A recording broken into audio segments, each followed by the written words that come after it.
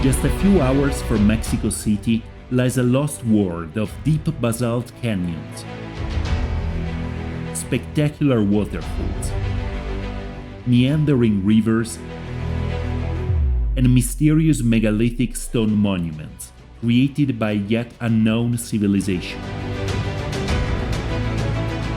Millions of years ago, huge lava flows crystallized in spectacular columnar basalt formations, created by the rapid cooling of lava in contact with water.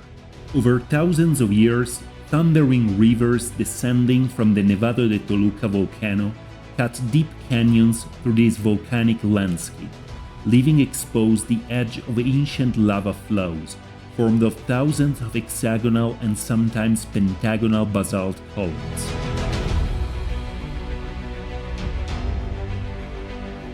In the first millennium CE, but possibly much earlier, an unknown civilization used the abundant natural basalt rock of the area to create vast ceremonial centers, complete with towering pyramids, monumental structures, and mysterious sculptures. These include over a dozen megalithic stone slabs, of a type never before found in any other part of Mexico and Mesoamerica, but bearing unexplained similarities with the megalithic stonework of Peru and Bolivia, in faraway South America.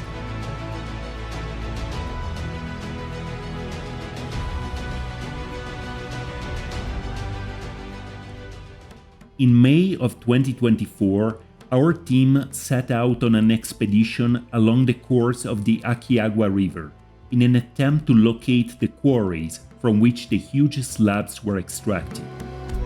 Not only were we successful at locating a large megalithic stone quarry on one side of the Aquiagua River, but also remnants of the ramp by which the stones were likely transported, including a huge 30-ton partially carved stone block.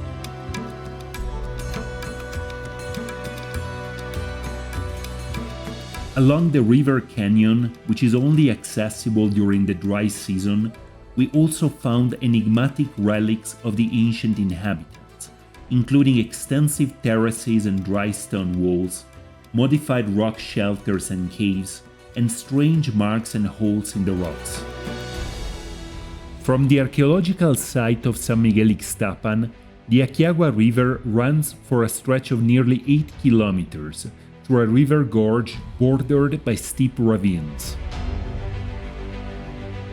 Nearly impassable during the rainy season, several months of drought in this part of Mexico offer the ideal conditions to explore the upper course of the Aquiagua River and the surrounding cliffs.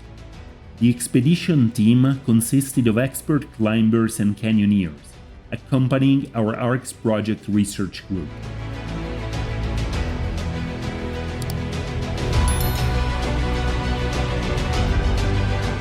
Hello everyone, this is Marco Ligato of the ARCS project. We're about to start our expedition along the Aquiagua River. As you can see here, it's pretty dry this time of the year. There is only just a little bit of water in some pools, but overall it's pretty dry. We'll be walking around 5 or 6 kilometers here along the bed of the river, hoping that we can find more carved stone slabs and potentially some quarries from which the stones were extracted. Immediately after entering the river, we stumbled into a ruined stone building, now held together only by the roots of a giant tree, built on top of what appears to be a partially collapsed cave entrance.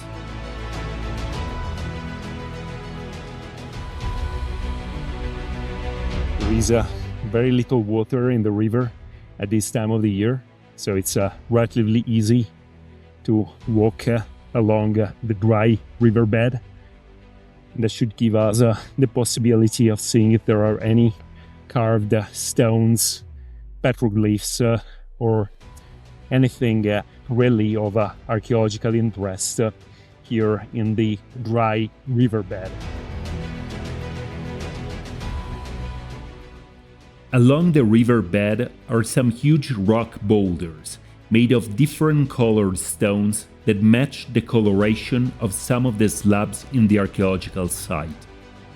Some of these boulders are over 3 meters long and would have provided excellent material for the carving of megalithic stone monuments. All these stones are heavily eroded after thousands of years of lying in the riverbed.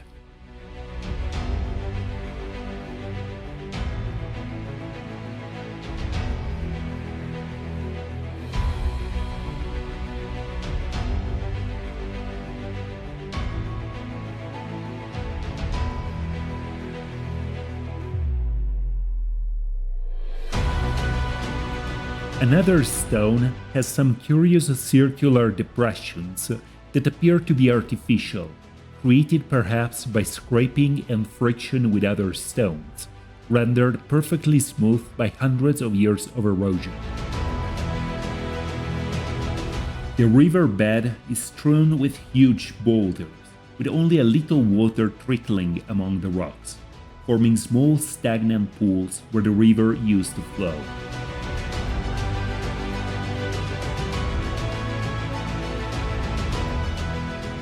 Huge trees draw whatever is left of the vital liquid through their roots, forming shady groves and verdant oases along the dry riverbed, wherever water still collects.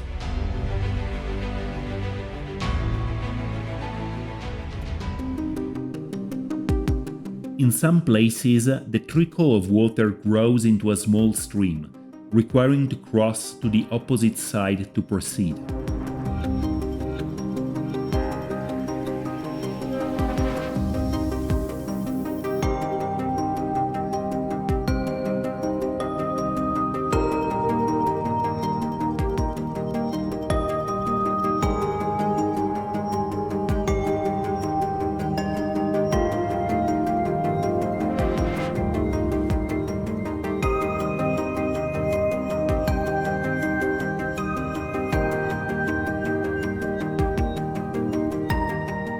Soon enough, the river banks rise into steep cliffs, covered in a thick vegetation.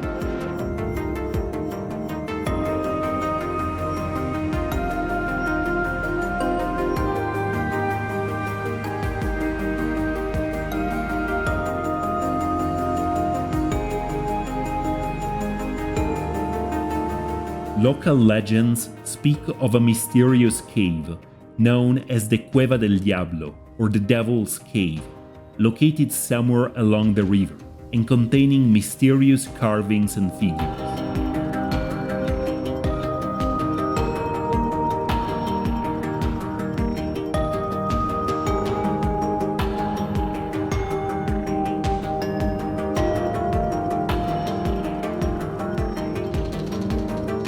One very large cave, whose mouth opens about half a dozen meters above the dry river bed, appears to be as good a candidate as any to be the famous Devil's Cave. We climb up to the cave entrance holding to tree roots and the bare rock of the cliff, being careful not to slip down into the river below.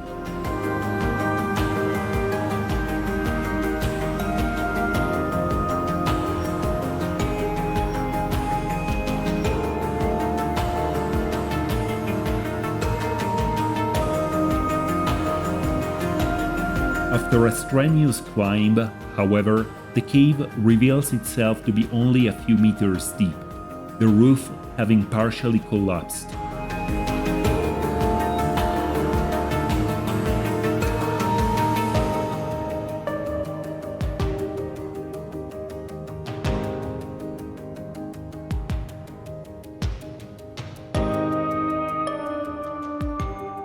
Its only inhabitants appear to be a small colony of bats and a snake that recently changed its skin.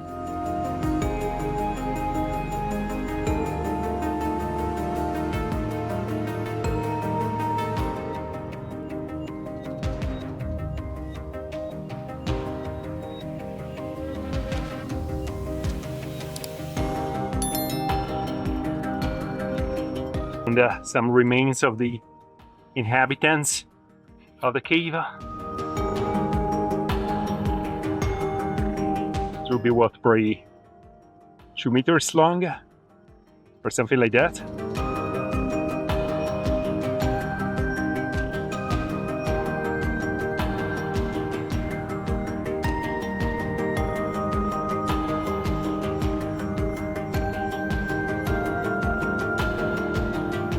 Another small cave on the opposite side of the river shows more signs of human occupation, in the form of grinding stones and small container holes.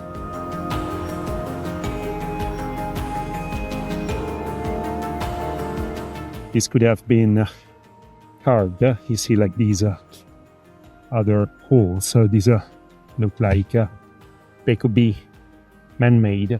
You're at the edge of the cave. Also here, where Enoch is standing.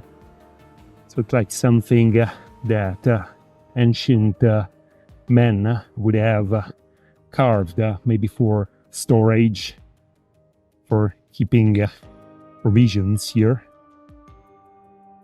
This cave would have been directly overlooking the river. You see how the river here goes through these basalt formation. That's the only point where the rock is tender, is soft enough for carving these type of shelters. Inside the rock shelter are numerous man-made holes that were likely used for crushing seeds or where offerings may have been laid, and niches carved from the living bedrock, whose contents have long disappeared. Some deep holes in the rock also appear to be man-made and could have been used for storage, although they are now only filled with rubble.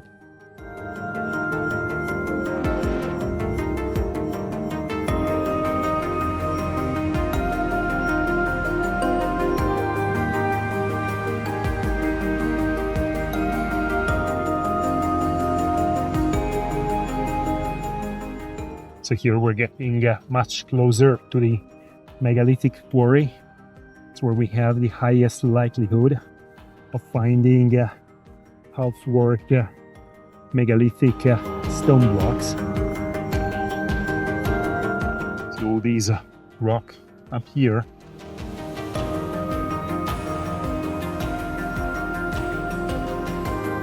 After some more walking and climbing some huge boulders, we reach a gentle slope that provides an easy access to the summit of the cliff and appears to be a man-made ramp.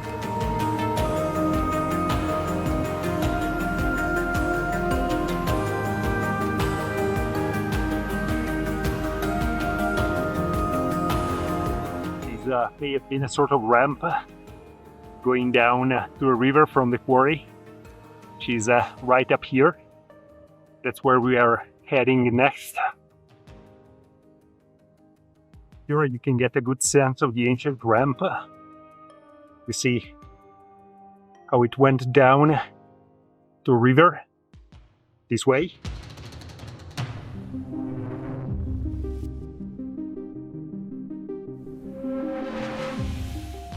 We're continuing towards the megalithic quarry by following these ancient ramp or causeway.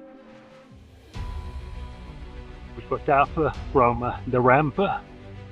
We are approaching the quarry right over there, where you see these huge basalt boulders.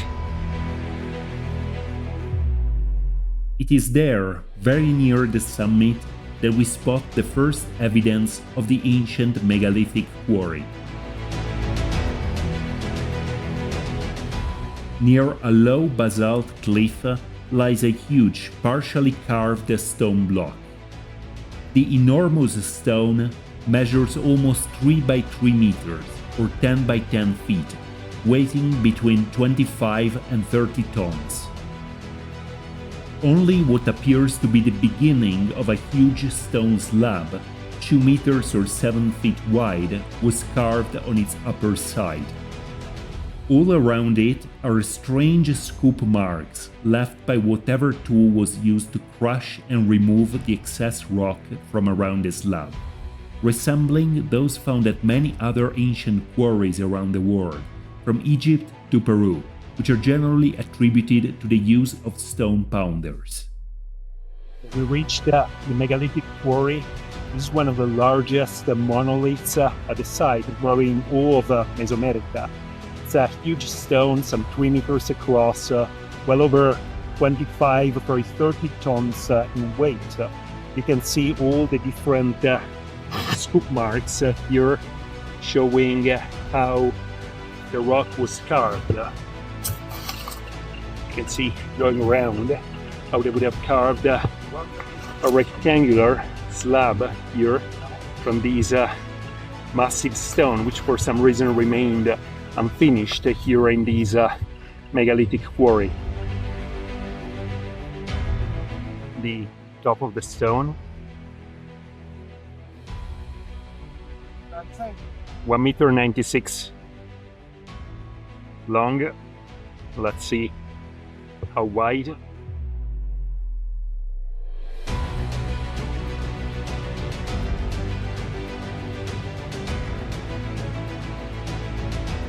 .176 wide, and this would be just the stone slab, the big rectangular slab that would have been carved from these huge 25 to 30 tons basalt monolith.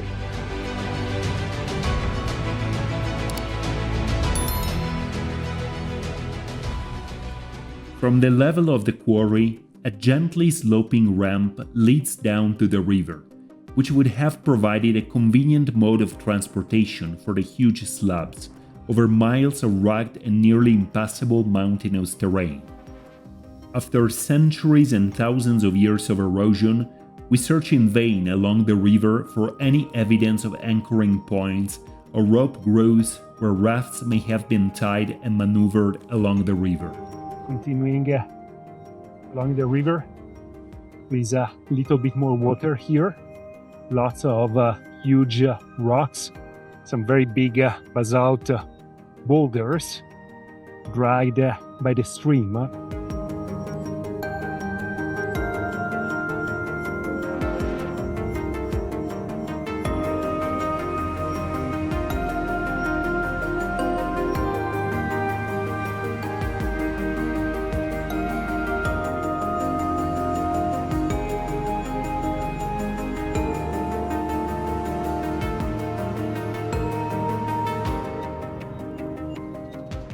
Looking for a cave in this area.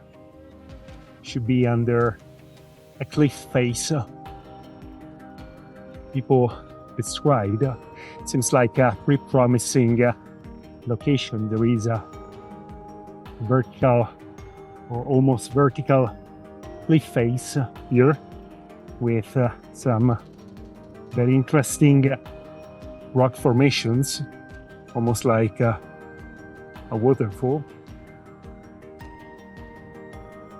This side of the river has some very interesting columnar basalt formations, but as of yet, no signs of caves. Here a nice basalt column.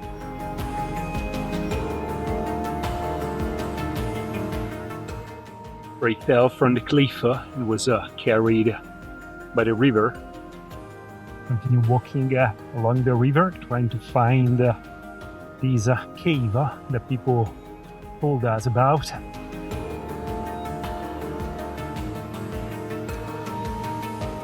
There seems to be a lot more water in this part of the river, also a lot more vegetation that may conceal a cave higher up the cliffs.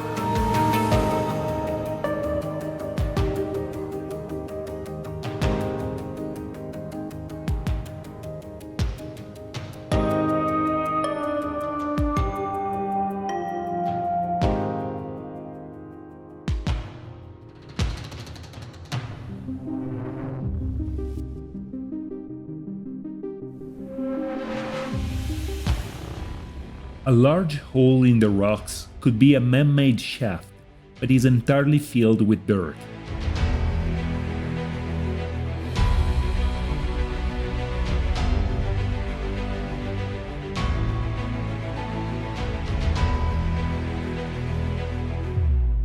Farther up the cliff are huge heaps of stone that could be the remains of collapsed structures.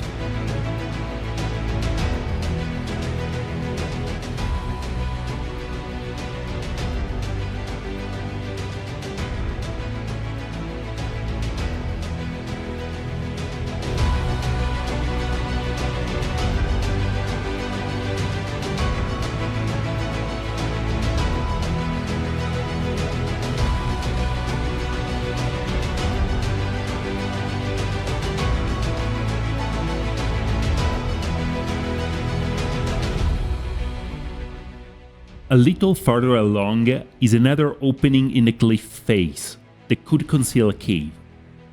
This too, however, turns out to be just a crack in the rocks, barely a couple of meters deep.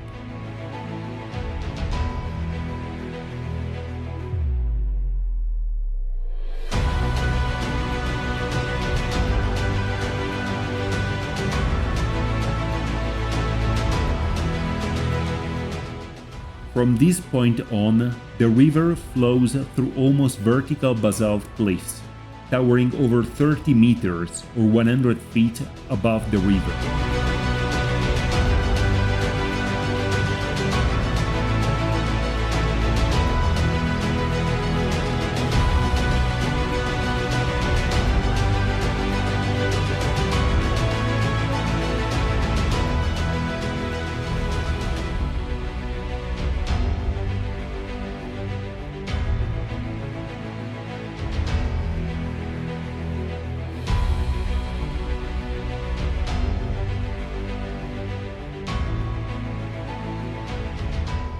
Depending on the direction of the lava flow when the rock was formed, the basalt columns lie in all kinds of different orientations, forming in some cases almost spiral-like patterns that go from vertical to nearly horizontal.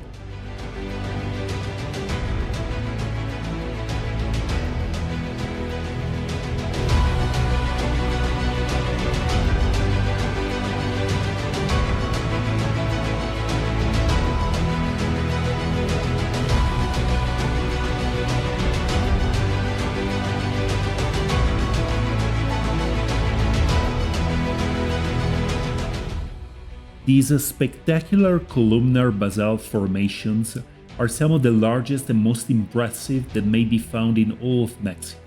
It may have been part of the reason why the area was considered sacred since very ancient times.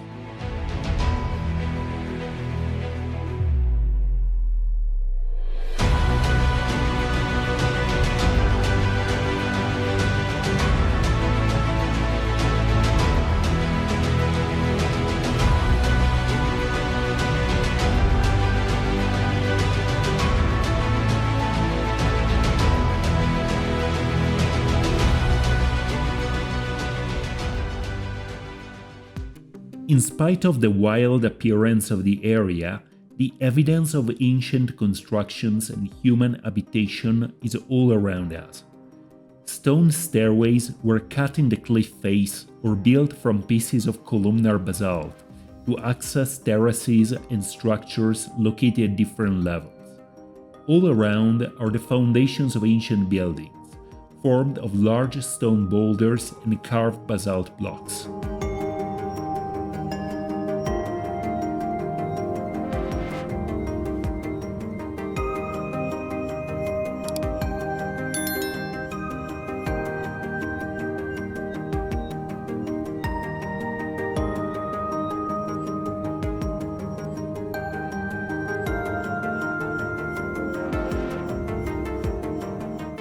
Today, as probably centuries ago, rope bridges provide the only way of crossing from one side of the river to the other, across the nearly vertical cliffs.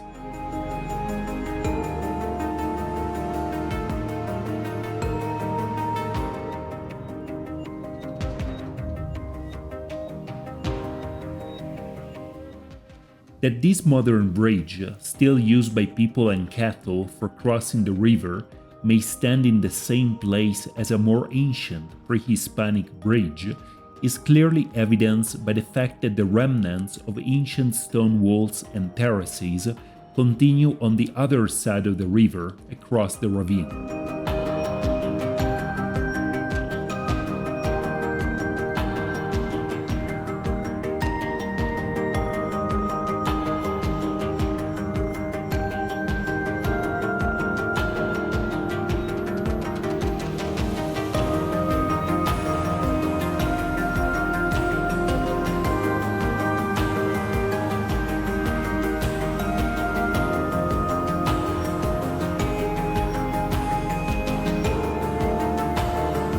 The deep ravines bordering the site would have also provided a formidable defense, which was perhaps enhanced with the construction of watchtowers and fortifications, as may be seen here to the left of the bridge.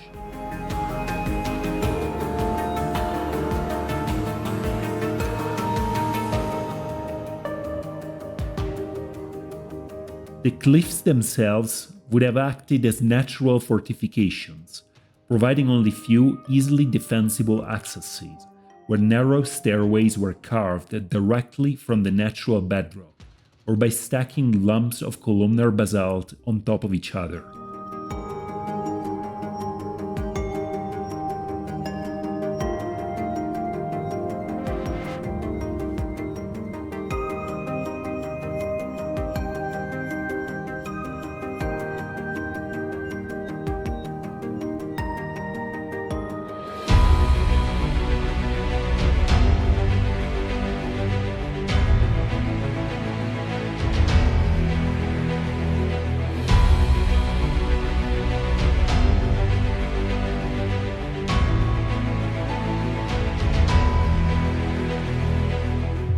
From this point on, the course of the river becomes even more impassable, as it crosses through some of the most spectacular columnar basalt formations we have encountered so far, leaving only a very narrow ledge on each side of the river to continue.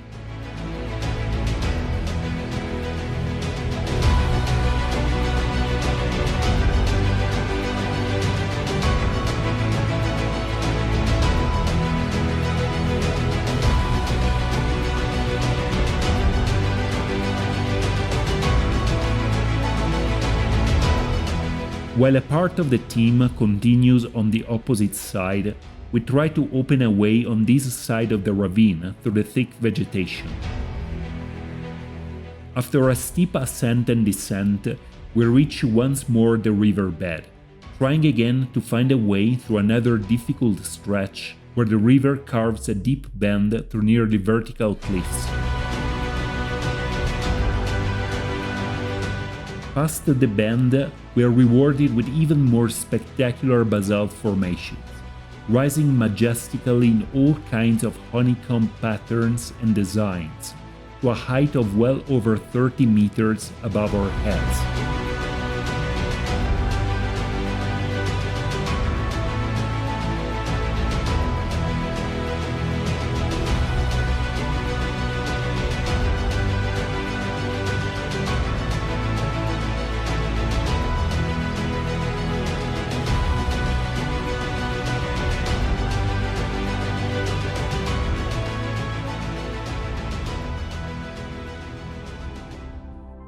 Finally, after a particularly difficult stretch, requiring to cross over to the other side and walk along the edge of the cliff, with only a drop of several meters on the other side, the river broadens again on its final approach to the archaeological site of San Miguel Ixtapan.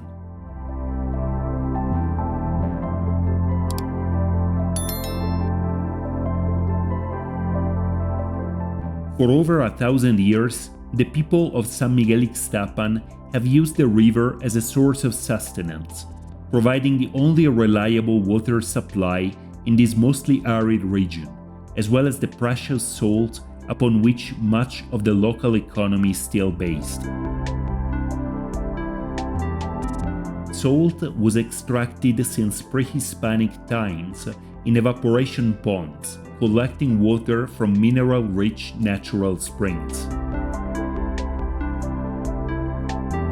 Due to the importance of salt in ancient times, it is perhaps not surprising that San Miguel Ixtapan became an important center in antiquity, also due to its strategic location between the Balsas River basin and the central Mexican altiplano.